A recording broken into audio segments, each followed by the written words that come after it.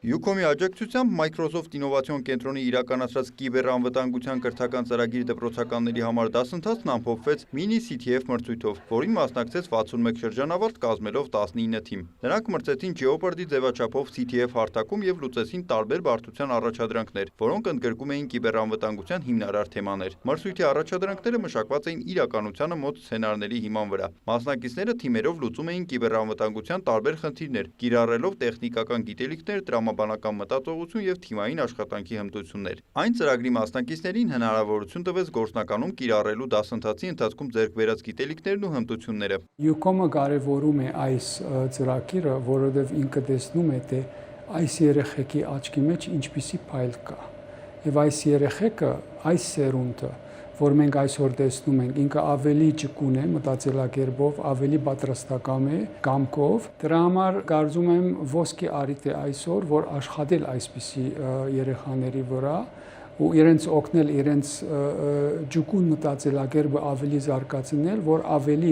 ընկալեն թե ինչ է կիբերանվտանգության աշխարհը եւ այս թվային աշխարհի մարտահրավերներին իրենք ավելի պատրաստ լինեն եւ ապակայում վստահենք իրենց, որ իրենք շարունակեն տանել այս թվային զարգացումը ու դրանով զարգացնեն մեր տնտեսությունը եւ մեր երկրի անունը ավելի բարձրացնեն։ Ծրագրի ավարտին բոլոր մասնակիցներին հանձնվեցին մասնակցության հավաստագրեր եւ խրախուսական մրցանակներ։ Մրցույթը ինքը ոնց որ ավարտական փուլն է մեր Ucom-ի հետ իրականացված ծրագրի, որի նպատակն էր երիտասարդության մեջ ավելի շատ